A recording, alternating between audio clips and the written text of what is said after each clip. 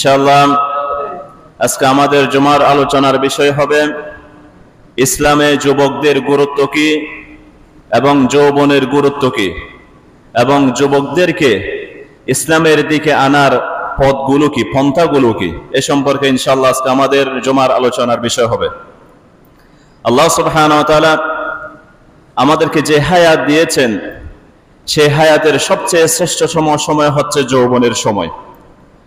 আল্লাহ সুবহানাহু ওয়া তাআলা পবিত্র কালামুল্লাহ শরীফে বলেন, আল্লাহুল্লাযী খালাকাকুম মিন দুআফিন, আল্লাহ তাআলা যিনি তোমাদেরকে দুর্বল অবস্থায় সৃষ্টি করেছেন।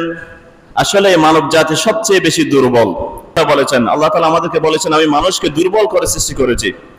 আপনি যদি এটা অন্যান্য প্রাণীর সাথে যদি কম্পেয়ার করেন, একটা মানুষের বাচ্চা আপনি যদি একটা গরুর বাচ্চার সাথে কম্পেয়ার করেন ছাগলের বাচ্চার সাথে, তাহলে ছাগলের বাচ্চা শক্তিশালী নাকি মানুষের বাচ্চা? ছাগলের বাচ্চা শক্তিশালী। দেখবেন আপনি একটা ছাগলের বাচ্চা কিছুক্ষণ পরে জন্ম নেওয়ার পরে কিছুক্ষণ পরে গুটি গুটি পা হেঁটে হেঁটে দূরে চলে যায়, কিন্তু মানুষের বাচ্চা কি পারে? না।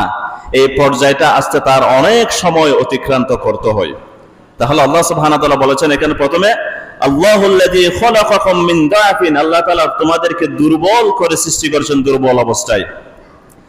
সুম্মা জাআলা মিন বা'দি দুআফিন কুওয়া, অতঃপর দুর্বলতার পর তোমাদেরকে শক্তি দান করেন। এখানে যৌবনের কথা আল্লাহ সুবহানাহু ওয়া তাআলা। একটা শিশু যখন 14 বছর থেকে তার গুটি গুটি বয়স শুরু হয়, তখনই তার যৌবনের স্বর্ণযুগ শুরু হয়। আজকে আমাদের ইয়াং জেনারেশন তারা ইসলাম থেকে বিচ্ছিন্ন হয়ে যাচ্ছে, ধর্ম থেকে বিচ্ছিন্ন হয়ে যাচ্ছে, তারা বিপদগামী হয়ে যাচ্ছে। অথচ আমাদের ইয়াং জেনারেশন তাদের পিতামাতার কোনো খবর নেই। কিন্তু ইসলাম দেখেন, আজকে আমাদের আলোচনা হবে যুবকদের কি গুরুত্ব দিয়েছেন। আল্লাহ তাআলা বলেছেন এরপরে, সুম্মা জাআলা মিন বা'দি দুআফিন কুওয়া, দুর্বলতার পর আমি তোমাদেরকে শক্তি দান করি। সুম্মা জাআলা মিন বা'দি কুওয়াতিন দুআফান ওয়া শাইবাতান, এরপরে শক্তির পরে আমি তোমাদেরকে দুর্বলতা দান করি। আল্লাহু আকবার। তাহলে এখানে আল্লাহ তাআলা শক্তির স্থানটা রেখেছেন কোথায়? দুইটা দুর্বলতার মাঝে। প্রথম দুর্বলতা হলো শিশু অবস্থায় মানুষ দুর্বল, মাঝখানে ইয়ং থাকে, শক্তিশালী থাকে। এরপর একজন মানুষ যখন বৃদ্ধ হয়ে যায়, তার কোনো শক্তি থাকে? তখন আল্লাহ সুবহানাহু ওয়া তাআলা এটাও বলেছেন, দাফ, এটাও দুর্বলতার সময়। আল্লাহ সুবহানাহু ওয়া তাআলা বলেন, ইয়াখলুকু মা ইয়াশা, তিনি যা চায় তা ইচ্ছাস্থায়ীভাবে সৃষ্টি করেন।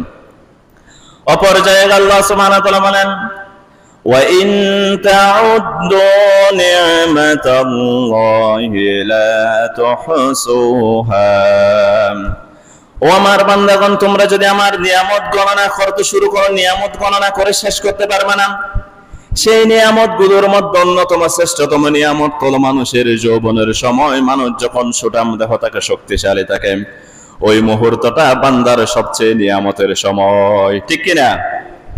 তাহলে আল্লাহ তাআলা বলতেছেন এরপর, ইন্নাল ইনসানা লাযালুমুন কাফফার, আল্লাহ সুবহানাহু ওয়া তাআলা মানুষকে বলতেছেন নিশ্চয় মানুষ অত্যন্ত অন্যায়কারী এবং অকৃতজ্ঞ। আসলেই মানুষ অকৃতজ্ঞ। আমরা এতটুকু নিয়ামত ভোগ করতেছি, সুস্বাস্থ্যের নিয়ামত ভোগ করতেছি, আল্লাহ তাআলা আমাদেরকে খাওয়াচ্ছেন, রিজিক দিচ্ছেন, আল্লাহ তাআলা আমাদেরকে সুস্থ রেখেছেন, হাঁটার তৌফিক দান করেছেন এবং তৌফিক দান করে যাচ্ছেন। তবুও কি এখন অধিকাংশ মানুষকে আল্লাহগামী হচ্ছে নাকি দুনিয়াগামী হচ্ছে? দুনিয়াগামী। এবার আসুন আমরা হাদিস শরীফের দিকে যাব। রাসূলুল্লাহ সাল্লাল্লাহু আলাইহি ওয়াসাল্লাম যুবকদেরকে গুরুত্ব দিয়ে কি বলেছেন? ক্বালা রাসূলুল্লাহ সাল্লাল্লাহু আলাইহি ওয়াসাল্লাম, সাবাতা ইয়াযিল্লুহুমুল্লাহু তাআলা ফি যিল্লিহি ইয়াওমা লা যিল্লা ইল্লা যিল্লুহু, 7 জন ব্যক্তিকে আল্লাহ সুবহানাহু ওয়া তাআলা কিয়ামতের ময়দানে ছায়া দিবেন, যেদিন আল্লাহ সুবহানাহু ওয়া তাআলার আরশের ছায়া ব্যতীত আর কোনো ছায়া অবশিষ্ট থাকবে না। সুবহানাল্লাহ। আরশের ছায়া কি জন্য প্রয়োজন ভাই? আমরা ঘরের মধ্যে যখন থাকি, সূর্যের আলো থেকে আমরা প্রোটেকশন ফিল করি না? আমরা প্রোটেক্টিভ হয়ে যাই না সূর্যের আলো থেকে? সূর্যের আলো কি আমাদের গায়ে সরাসরি লাগতে পারে ঘরের ভেতর যখন থাকবো? কিন্তু এই সূর্যটা 13,59,00,000 মাইল দূরে। এই সূর্যটা যখন আপনি কল্পনা করেন, যখন 1 মাইল উপরে চলে আসবে কিয়ামতের ময়দানে, তাহলে কি আপনার প্রোটেকশনের জন্য কোনো কিছু প্রয়োজন হবে না ভাই? অবশ্যই প্রয়োজন হবে। সেই দিন আল্লাহ সুবহানাহু ওয়া তাআলা 7 জন ব্যক্তিকে আরশের নিচে ছায়া দিবেন। প্রথম ব্যক্তি হলো ইমামুন আদিলুন, ন্যায়পরায়ণ শাসক।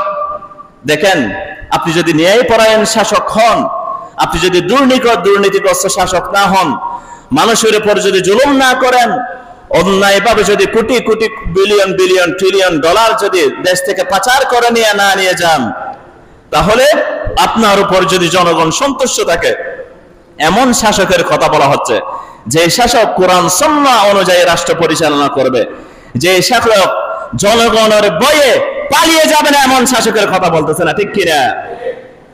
রাসূলুল্লাহ সাল্লাল্লাহু আলাইহি ওয়াসাল্লাম বলেছেন ইমামুন আদিলুন, ন্যায়পরায়ণ শাসক, যারা দুনিয়ার মধ্যে ইনসাফ প্রতিষ্ঠা করেন, অন্যায় করে না, খুন রাহাজানি করে না, মানুষকে জেল জুলুমের নির্যাতনের মাধ্যমে জুলুম করে না, এমন শাসক কিয়ামতের ময়দানে 7 জন ব্যক্তিকে আল্লাহ সুবহানাহু ওয়া তাআলা আরশের নিচে স্থান দিবেন। তার মধ্যে প্রথমতম হলো আল ইমামুল আদিল। সুবহানাল্লাহ, এমন ন্যায়পরায়ণ শাসক। তাহলে 1 নম্বর ক্যাটাগরি পেলাম ন্যায়পরায়ণ শাসক। 2 নম্বর, রাসূলুল্লাহ সাল্লাল্লাহু আলাইহি ওয়াসাল্লাম বলেন ওয়াশাবুন নাশা ফি ইবাদাতিল্লাহ। এই আজকে আমাদের পয়েন্ট। যে যুবক তার যৌবনের স্বর্ণালী সময়টা আল্লাহ তাআলার ইবাদতের মধ্যে কাটিয়ে দিয়েছে, কিয়ামতের ময়দানে ওই 7 জন ব্যক্তির মধ্যে ওই যুবকও থাকবেন। সুবহানাল্লাহ। ওয়াশাবুন নাশা ফি ইবাদাতিল্লাহ, তার যৌবনের সময় ছিল পাপ কাজ করার, অন্যায় পথে যাওয়ার, কেউ বাধা দেওয়ার নাই, যেটা ইচ্ছে সেটাই করতে পারবে। কিন্তু যদি ওই যুবক তার যৌবনের স্বর্ণালী সময়টা যদি আল্লাহর পথে ব্যয় করে, আল্লাহর ইকামতের দ্বীনের কায়েমের পক্ষে কাজ করে, ইনসাফ প্রতিষ্ঠার কাজ করে, কোরআন সুন্নাহ রাষ্ট্র প্রতিষ্ঠা হওয়ার পক্ষে কাজ করে, তাহলে ওই যুবককে আল্লাহ সুবহানাহু ওয়া তাআলা কিয়ামতের ময়দানে আরশের নিচে স্থান দিবেন। সুবহানাল্লাহ। আবার এমন যুবকের কথা বলতেছেন রাসূল সাল্লাল্লাহু আলাইহি ওয়াসাল্লাম, ইন্নাল্লাহা আযজা ওয়া জাল্লা লা ইয়াজাবু মিনাশ শাববি লাইসাত লাহু সাবওয়াম। আল্লাহ সুবহানাহু ওয়া তাআলা ওই যুবকের প্রতি দেখে বিস্মিত হয়ে যান যার যৌবনের মধ্যে কোনো কুপ্রবৃত্তি নেই এবং ভ্রষ্টতা নেই। সুবহানাল্লাহ। যৌবন, তিনি এমন তার যৌবনটা কাটিয়ে দিচ্ছেন যেন সদ্য তিনি বৃদ্ধ হয়ে গেছেন, আল্লাহর কাছে চলে যাওয়ার জন্য প্রস্তুতি নিচ্ছেন। এমন যুবককে দেখে আল্লাহ সুবহানাহু ওয়া তাআলা দেখে বিস্মিত প্রকাশ করেন। সুবহানাল্লাহ। আর মানুষের প্রিপারেশন আখিরাতের প্রস্তুতিতে এখন আমরা বৃদ্ধ থেকে নিই, কিন্তু যখন যুবক অবস্থায় যদি এই প্রিপারেশনটা যদি আপনি নিতে পারেন, আল্লাহ তাআলা আপনাকে দেখে বিস্মিত হয়ে যান। সুবহানাল্লাহ। ও যুবক, দেখো, রাসূলুল্লাহ সাল্লাল্লাহু আলাইহি ওয়াসাল্লাম বলেন ইগতানিম খামসান ক্বাবলা খামসিন, তোমরা 5টা জিনিসের পূর্বে 5টা জিনিসকে সবচেয়ে বেশি গুরুত্ব দাও। শাবাবাকা ক্বাবলা হারামিক, বৃদ্ধের পূর্বে যৌবনের সময়টা বেশি বেশি গুরুত্ব দাও। যৌবনের সময়টা তুমি গনিমতের সময় হিসেবে নিয়ে নাও। কি জন্য? হয়তো এমন অবস্থায় চলে আসবে, বৃদ্ধ অবস্থায় আপনি ইবাদত করতে যাচ্ছেন, আপনি কিয়ামুল লাইল করতে যাচ্ছেন, আপনি জামাতে এসে নামাজ পড়তে যাচ্ছেন, কিন্তু আপনার সাধ্য নেই পায়ে হেঁটে এসে মসজিদে আসার, ঠিক কিনা? সেজন্য রাসূল সাল্লাল্লাহু আলাইহি ওয়াসাল্লাম বলেছেন, ও যুবক যারা রয়েছে, শাবাবাকা ক্বাবলা হারামিক, তুমি সুস্থ রয়েছে, আপনি সুস্থ রয়েছেন, আপনার দেহটা এখন পরিপূর্ণ সুস্থ রয়েছে, আপনি ওই অবস্থায় বেশি গুরুত্ব দিন। হয়তো বৃদ্ধ অবস্থায় আপনি ইবাদত করতে চাচ্ছেন, আপনি ইবাদত করতে সক্ষম নয়। সেজন্য রাসূল সাল্লাল্লাহু আলাইহি ওয়াসাল্লাম বলেছেন, ও আমার উম্মত, যৌবনের সময়টা বেশি বেশি গুরুত্ব দাও। এরপরে বলেন ওয়াসিহহাতাকা ক্বাবলা সাকামিক, অসুস্থতার পূর্বে সুস্থতাকে বেশি গুরুত্ব দাও। রাসূলুল্লাহর পয়েন্টগুলো দেখেন।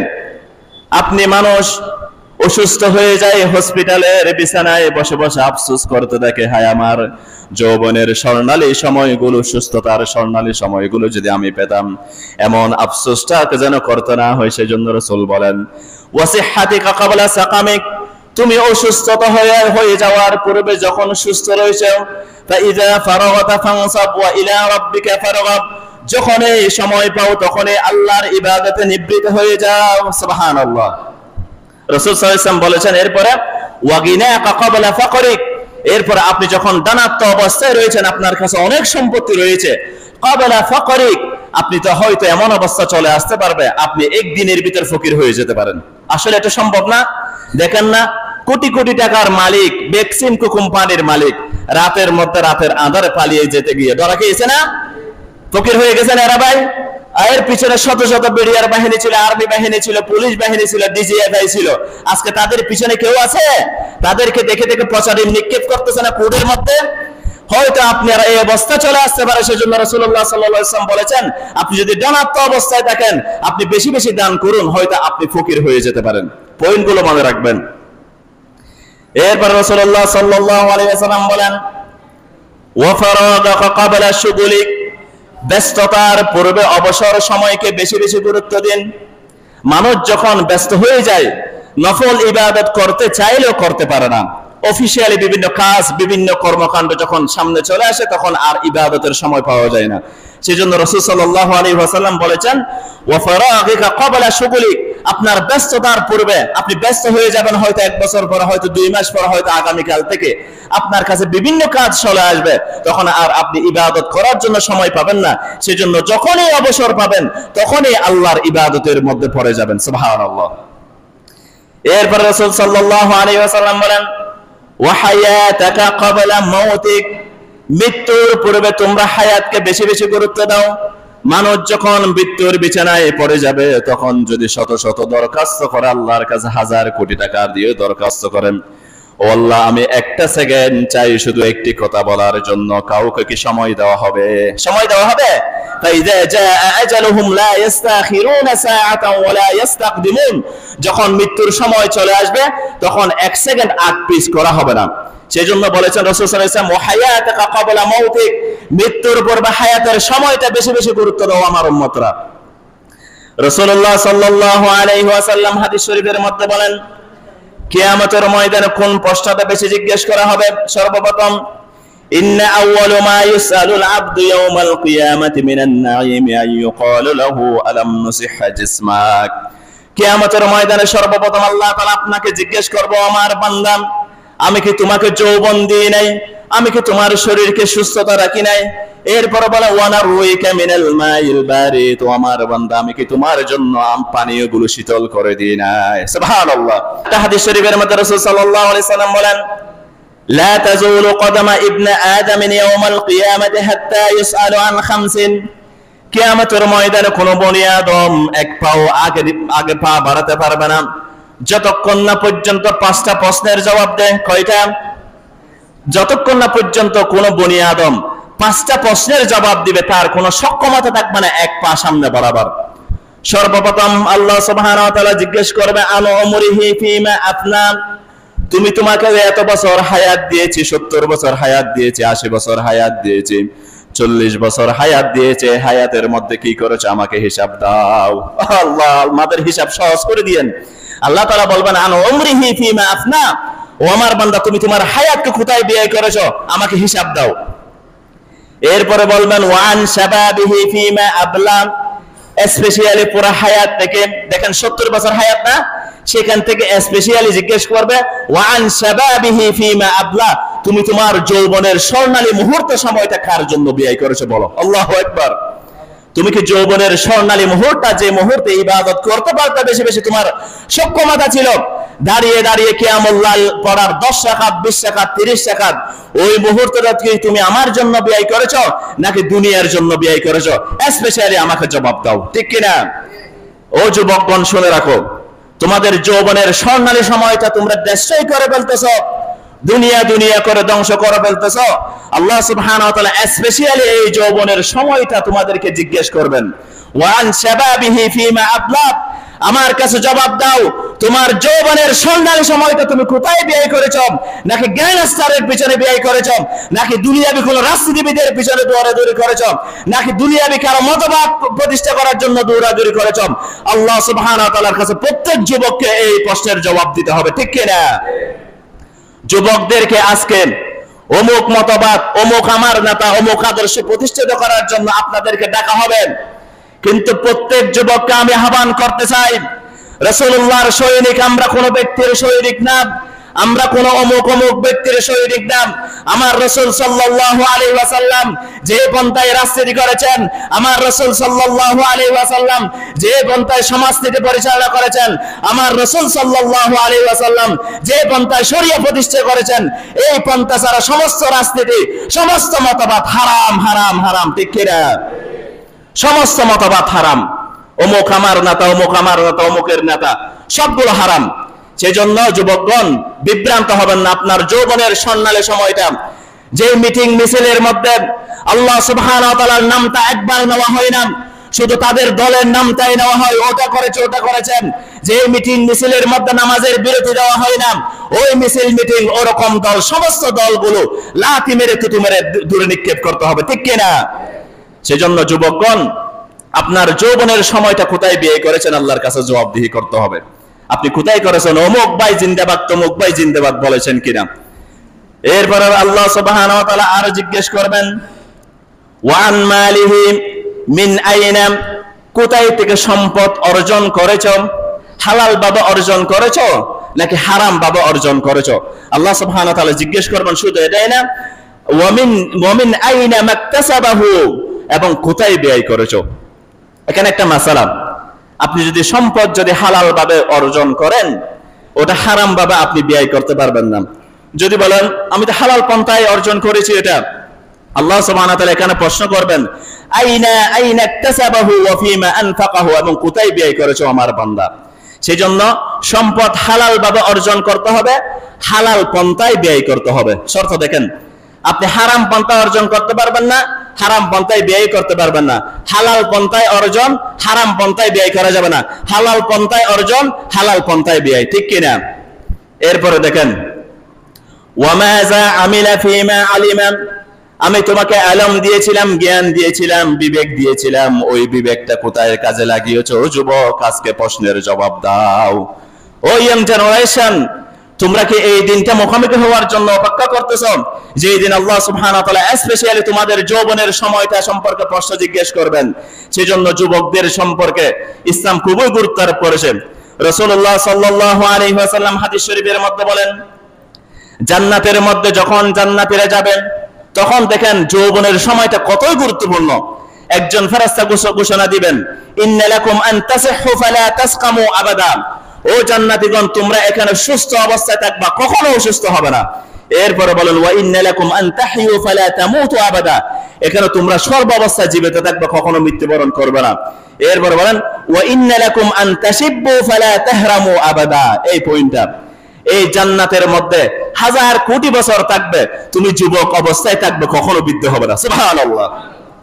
তাহলে এখানে একটা পয়েন্ট পেলাম, যে যুবক তার সময়টা আল্লাহর জন্য, রাসূল সাল্লাল্লাহু আলাইহি ওয়াসাল্লামের জন্য ব্যয় করতে পেরেছে, সে জান্নাতে ঢুকতে পারবে এবং যুবক অবস্থায় হাজার হাজার বছর থাকতে পারবে। সুবহানাল্লাহ, কোটি কোটি বছর আবাদুল আবাদ পর্যন্ত।